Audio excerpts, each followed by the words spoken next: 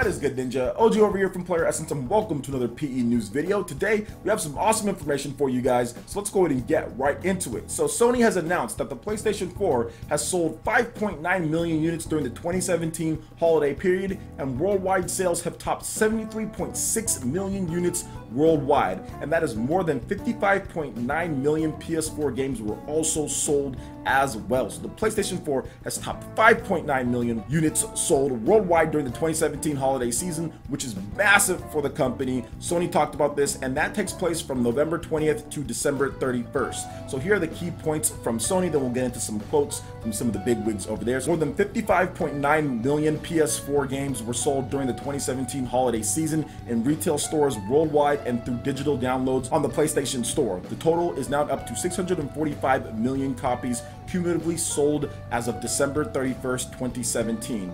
Quote, "Thanks to the continued support from our fans across the globe, we are honored to announce remarkable sales during the holiday season," said John Codera, President and CEO of Sony Interactive Entertainment, in a press release. PlayStation Network continues to demonstrate spectacular growth, with the number of PlayStation Plus subscribers surpassing 31.5 million and PS Store recording its largest ever monthly sales of content in December 2017. Codera continued, "I would like to express my deepest gratitude to our community and our partners for helping us achieve such phenomenal milestones. We promise our unwavering commitment to bring more amazing experiences to our fans, including exclusive games and innovative network services, as the PlayStation 4 continues to flourish as the best place to play. PlayStation 4 is currently available in 127 countries and regions worldwide." So this is a huge milestone for Sony, and I'm really happy for them that so many people have found happiness with the PlayStation 4. Obviously, the biggest sales push that they had was that $199 price point. With that price point, because Sony's doing so well and they're selling so much,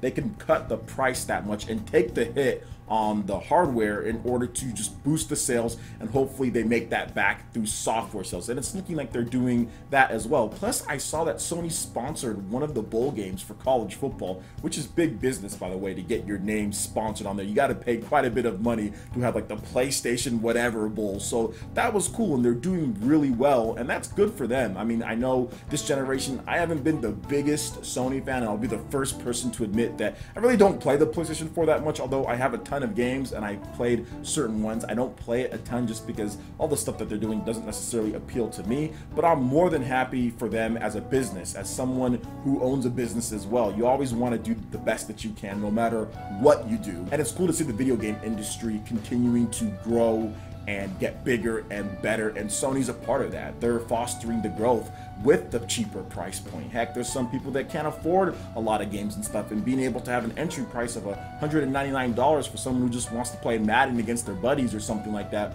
or for someone who can just only afford this much, that was really good, and it helped out a lot of people, especially when money's kind of slim for a lot of people out there. So that's good. That's good that they're able to do that.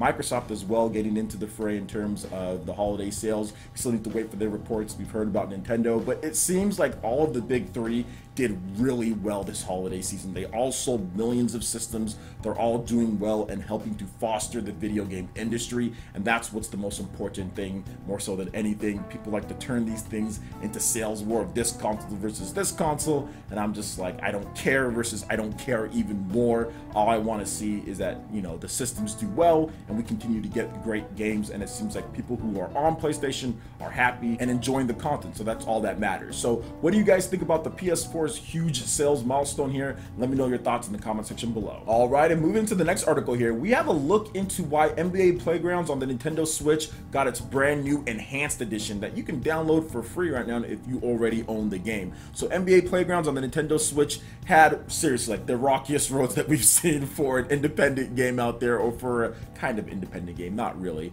but the game itself was good, but there was just some issues missing, like the updates weren't coming out as much. There was just some problems with the online, playing with friends. There's just all sorts of issues here and there. The file size had problems when it comes to with Nintendo and all that, and they've detailed things in terms of what went down and how this enhanced edition came out. So let's go ahead and get into this information here. So the developer Saber had online play working on the Nintendo Switch well before July. The update was delayed for weeks as Saber negotiated with Nintendo. The patch apparently did not meet Nintendo's technical requirements for the Nintendo Switch eShop. The original game took up 7.4 gigabytes on the Nintendo Switch, The original patch would have pushed the file size to 9.6 gigabytes. Saber had to get an exception from Nintendo for a patch that big, a process that took almost 3 weeks. The large file size resulted from developing NBA Playgrounds as a multi-platform title. They also started the project far in advance of having any access to the Nintendo Switch development resources.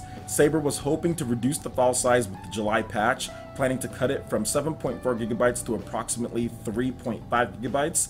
At the time, Nintendo did not support shrinking file size with a patch, so that caused more issues.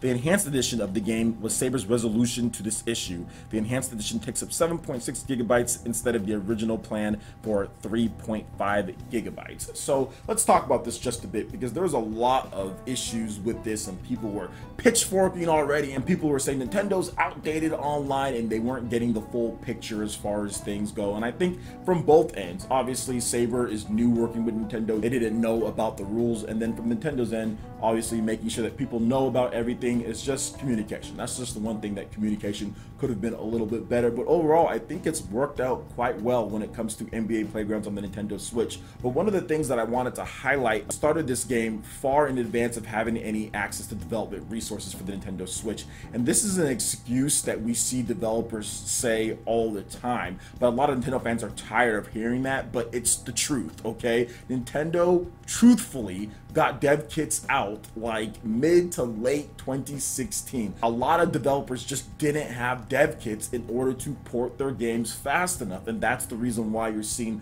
more and more ports coming out. If you're wondering why all the old ports are coming, because a lot of developers just didn't have time in order to get it optimized and running good on the Nintendo Switch. Now, some developers could have busted it and made it like we saw here, but it was missing stuff and it wasn't necessarily up to par as the other versions. This enhanced edition finally brings things up to par. And if they had a little bit more time as far as beforehand, they probably could have got things up and going and known Nintendo's policy so they can get everything wrapped up for launch. But that's just how it was when it came to development kits of the Nintendo Switch. So when you hear a developer say that, they're not just saying that just to say it or trying to make an excuse like some Nintendo fans peg them out to be. It's actually the truth. So having a little bit of patience is always good, especially with the new platform, not using x86 like PC, PS4, and Xbox One, and using ARM, where the coding and what you can do is different. On top of that, the policies for each of these companies, Microsoft, Sony, and Nintendo, are different. So this is something that you have to keep in mind when you're talking about ports coming over, just having a little bit of patience. So what do you guys think about NBA Playgrounds Enhanced Edition? Have you checked it out yet? Let me know your thoughts in the comment section below. All right, and moving into the final article here, this is something that I usually don't talk about, but it's a little bit of a fan project made by students, and it's a Kid Icarus remake. So I want to talk about this just a bit. So Kid Icarus is a remake of the NES classic rendered in 3D as an action platformer made in 7 weeks by 12 people in the context of a school project. Now this includes 10 to 20 minutes of gameplay, 2 types of enemies, 4 battle arenas, platforming, puzzles, and combat. The controller is recommended, but it's playable on a keyboard. Now you can stay in touch on Twitter in terms of everything here. They put a disclaimer just saying that this is unofficial, it's not affiliated with Nintendo, and this type of thing might get shut down. You never know. Nintendo is probably going to look at this and say, I'm not sure if they want this around. And the system requirements in order for you to download this project is Windows 7, 64-bit and up, a GTX GeForce 560/Radeon HD 6950 or better. So that's really low. A 560. My old laptop back in 2012, that had like a better graphics card than what they're asking for here. So you don't need much in terms of it. So most people can play this. They're asking for 4 gigabytes of RAM or up, a quad core plus 3 gigahertz processor, and at least 2 free gigabytes of space on your computer. Now to download this, all you have to do is extract and play. You may need to enable ads to be able to redirect to the download page as well. And to play with the keyboard, just use the WASD or the arrows to move, shift to shoot, and control to equip your shield. And I'll have a link to the download right down there, guys, so you guys can check it out.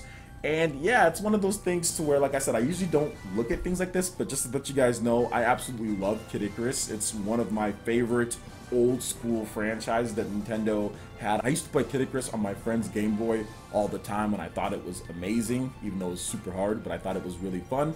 So I wanted to download it and check it out. So if you guys want to see some gameplay of this, as far as me playing it, let me know and I'll upload some gameplay to the channel. I wasn't sure if this is the type of thing that you guys want to see when it comes to fan projects and things like that, because I've never been big on those type of games, but this one has me interested because I love Kid Icarus. I'm a huge Kid Icarus Uprising fan, and I'm hoping that Nintendo brings back Kid Icarus. What do you guys think about this little Kid Icarus tech demo? Let me know your thoughts in the comment section below. Alright Ninja, that wraps it up for this video here. Go ahead and check out the links in the description below. We've got Facebook, we've got Twitter. Go ahead and give us a like and a follow on our social media. Really helps us spread the content of Player Essence across the interwebs in addition to YouTube. Also, make sure you check out our Patreon and YouTube live gaming page. Consider supporting Player Essence. When you do so, we get you access to all sorts of cool benefits, perks, and rewards via YouTube sponsorship. Check out the link in the description below. Consider supporting Player Essence right here on YouTube. Hit that like button if you did like this video. Lets me know you guys want more content like this going forward in the future. And subscribe to Player Essence for the latest RPG, Japanese, and Nintendo gaming news. Thank you so much for watching, and we'll catch you in for the next video. Peace.